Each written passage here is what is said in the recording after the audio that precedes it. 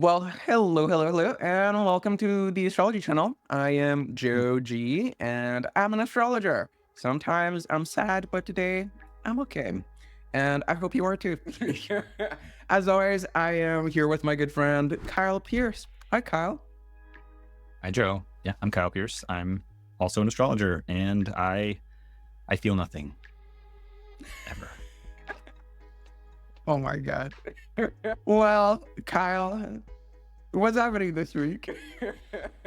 Yeah, so this week we have Mercury in Sagittarius squaring Saturn in Pisces. Mercury in Sagittarius opposing Jupiter. We have Venus ingressing into Capricorn. Saturn is going to station direct on Saturday, and the Sun will oppose Uranus. So a lot of aspects completing, and a lot of continued emphasis on mutable signs for sure. Yeah. Well, or mutably away. If that's even a word. But let's get into the days of our week. First, we have Monday. It's the moon's day. Happy Monday. It's November 11th. The moon is waxing in Pisces in her element in Jupiter's decan and Mercury's terms, moving from a Saturn conjunction to a Sun trine and a Jupiter square.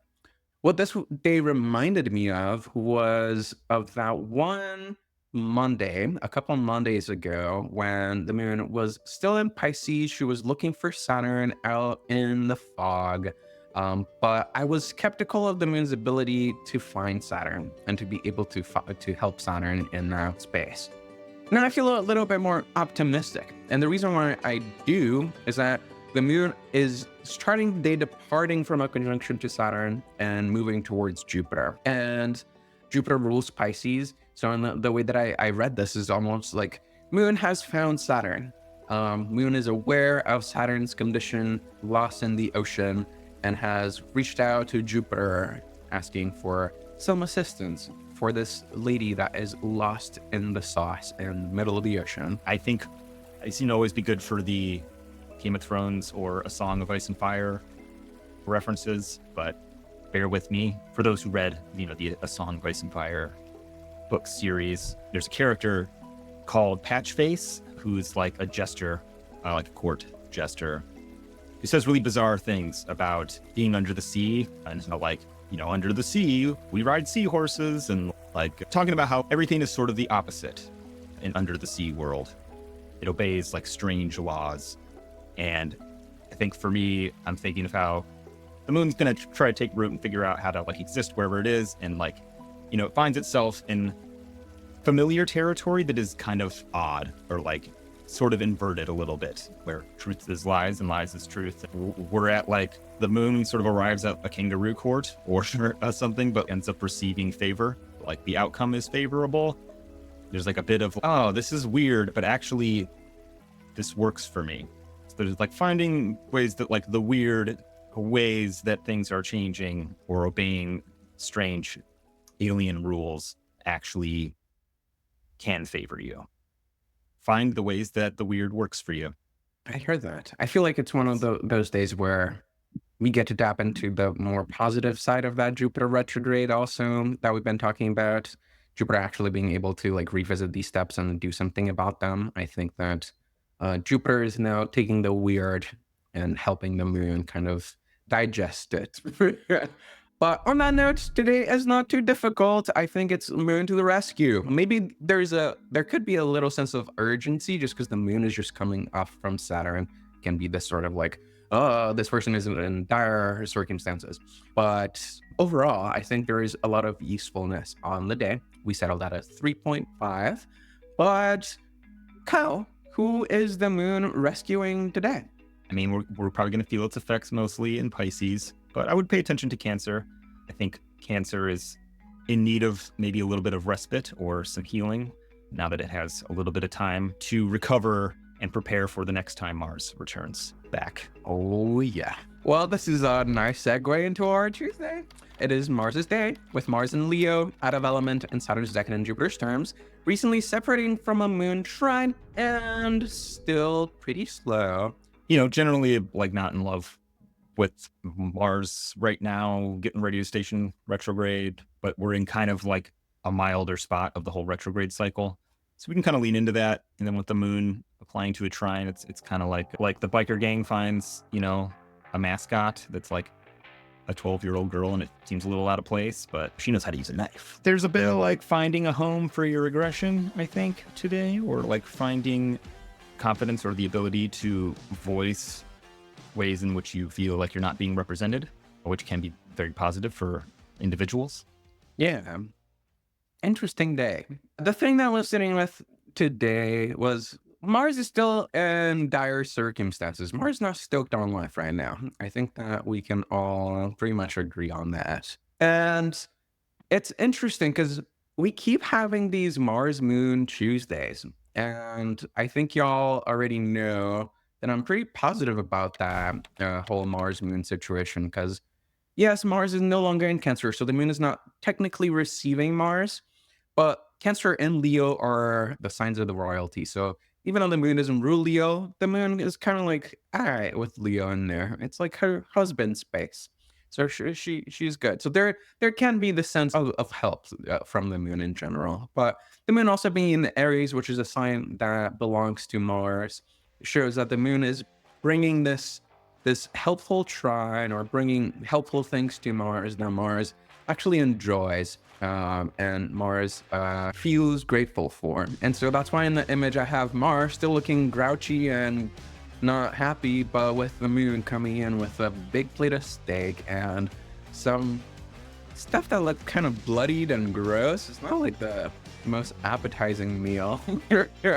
But Mars loves it. And I think that that's kind of like the thing that you're saying too about having this space to like channel your anger or having like the fuel that you need to be able to retrograde back into that Cancer space.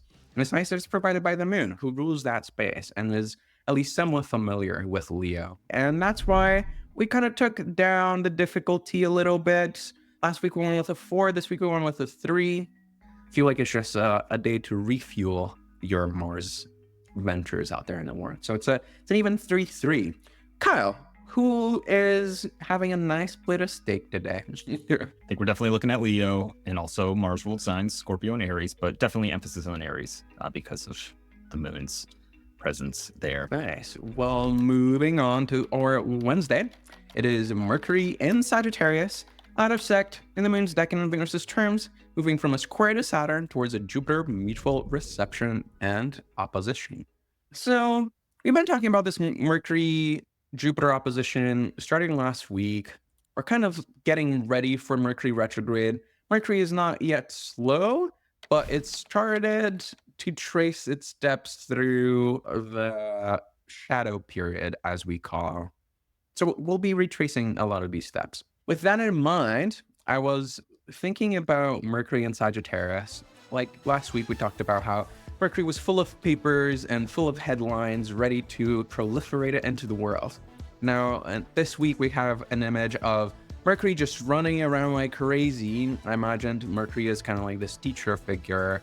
And then all the students are holding those papers with the headlines and have all sorts of ideas about the thing. It's chaos. I think that is a little bit of the vibe of the day. It's just the information that began to be proliferated last week is now really beginning to take legs and start to go in all sorts of directions. And I think the big question is, what are we going to do with all of that stuff going on?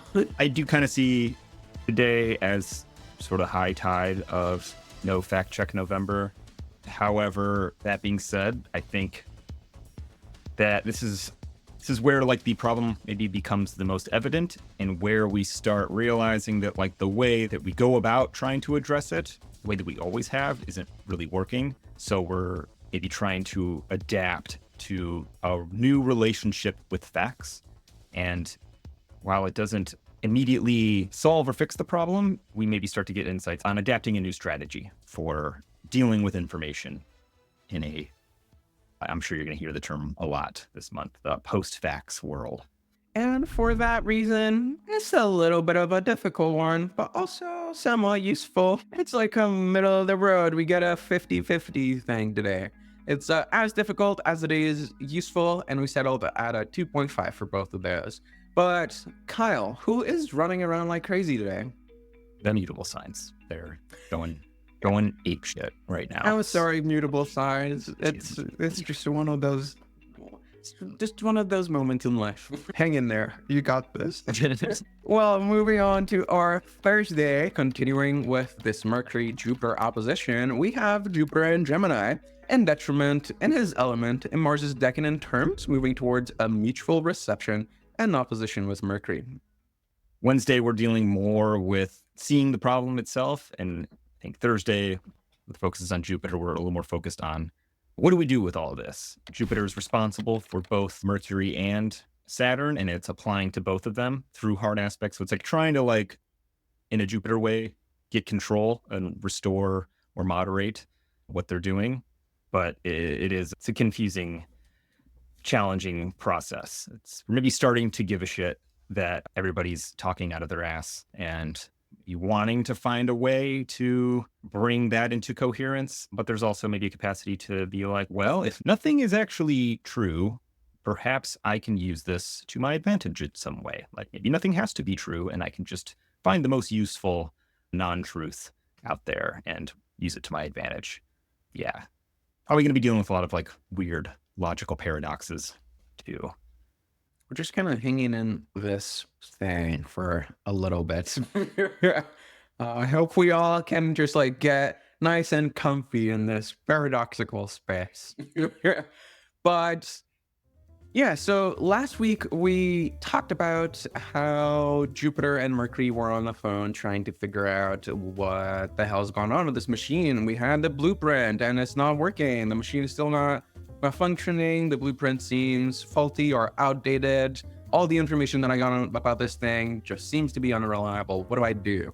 So now that Mercury and Jupiter are getting closer together, I imagine that they're actually like not on the phone, just talking it out, but getting their hands dirty and having to really start to collaborate with each other. But on that note, it's another day where we're matching it evenly. We gave it a 3 difficulty and a 3 utility. But Kyle, I think I know where we're going with this, but who is getting their heads together to solve this paradoxical problem there? It's mutable signs.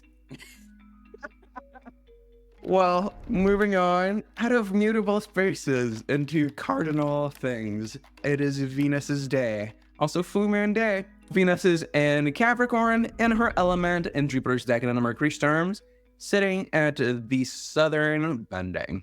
Venus in Capricorn. In some senses, I'm very stoked about Venus in Capricorn. I love Venus in Capricorn. I think the only thing that I was a little hesitant about is this idea of the southern bending and kind of just like Venus entering into Capricorn, entering into that space, meeting with that spot in the zodiac.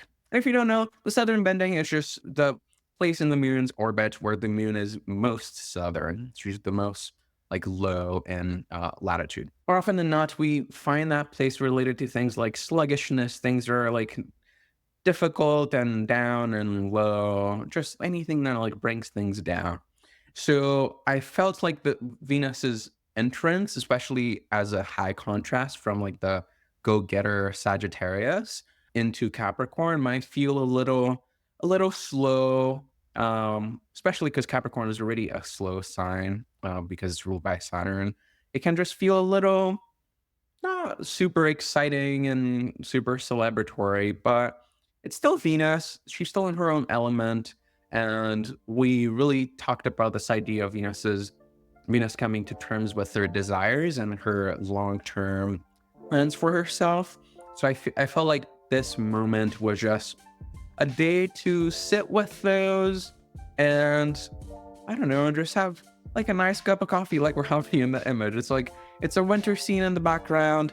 You're just having a cup of coffee. You're just sitting down, looking out into the window with this kind of like resting bitch face Venus that we have here.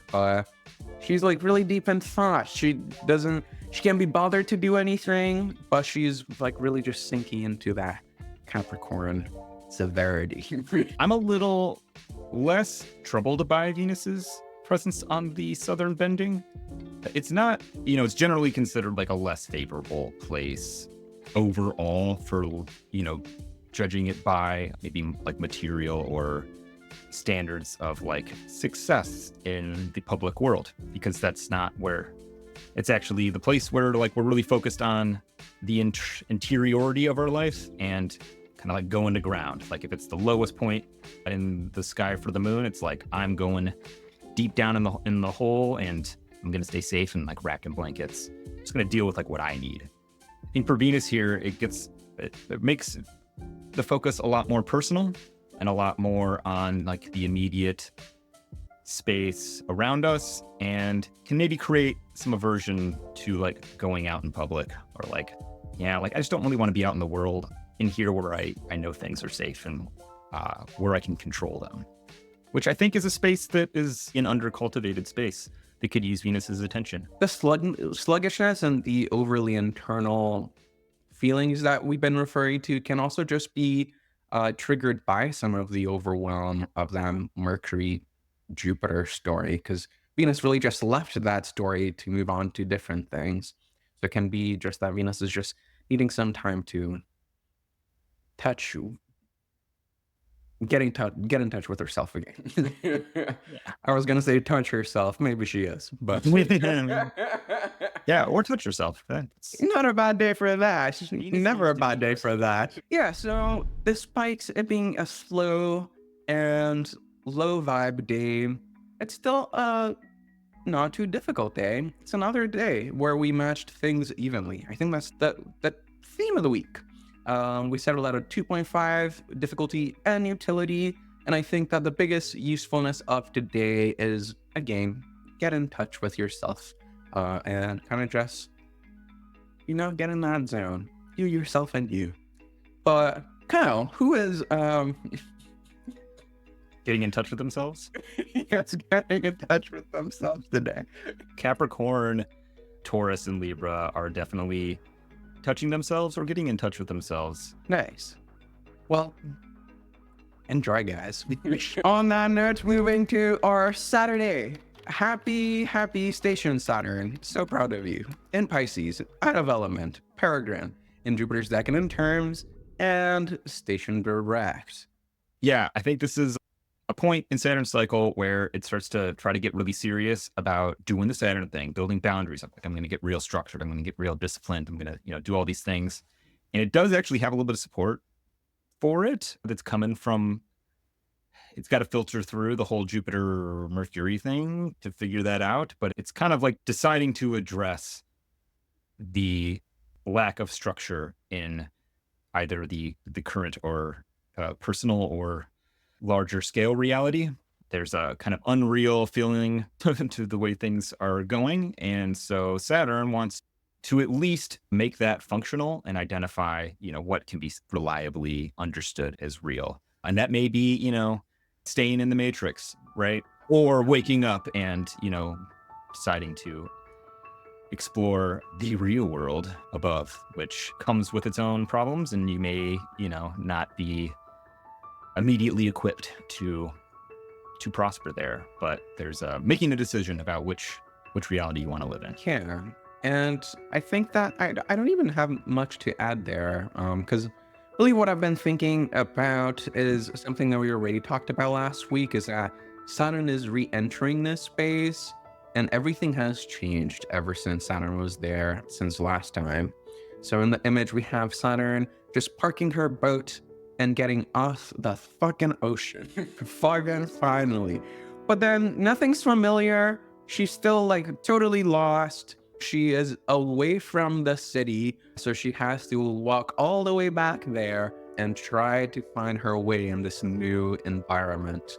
And I think that that's just the feeling of today, really kind of sitting with that reality. I think last week we were just seeing how that thing was coming, but then now that thing is here, and we're really kind of just, I guess, digesting is my word of the day. Digesting this new environment, or being in these new shores that seem very elusive and almost unrecognizable from where they were in the beginning of the year. And for that reason, we settled at a 2 difficulty. It's not entirely difficult because Saturn is just starting to move forward again. And like we said, there is some help coming. And we gave utility at 2.5 just because, again, Saturn is moving forward. And in astrology, that's enough to be a good thing to celebrate. But Kyle, who is stopping and moving forward now? I think we're looking at the Saturn ruled signs, especially Capricorn, but also Aquarius and Pisces as well. It's a good day to watch Waterworld. If you're Pisces, watch Waterworld. You will feel understood. All right, moving on to our Sunday watery scene. Nice segue.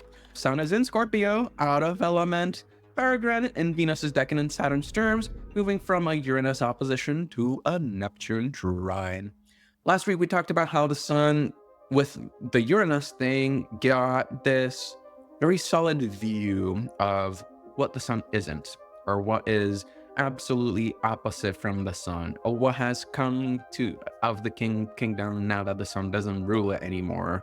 And the Sun is really getting faced with these changes. And I think that Scorpio in general is a sign that deals with changes. Now with the Neptune trine, I was seeing this as the vision that brings you some sort of insight.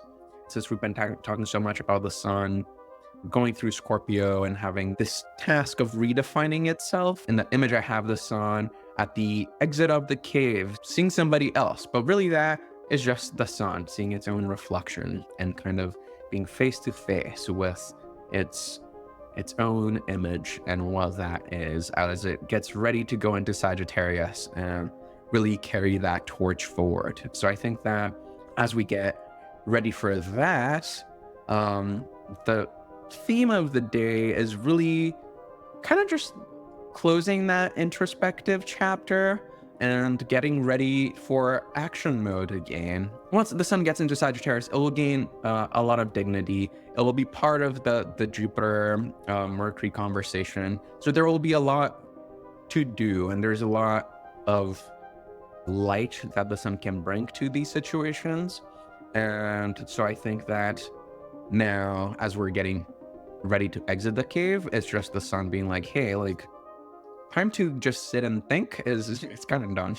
You gotta kind of like rise to the occasion here. We need leadership to carry us into the future. The king is sort of ruling from the shadows, or like from behind, walls. It's not weighing in on things quite as directly or actively yet.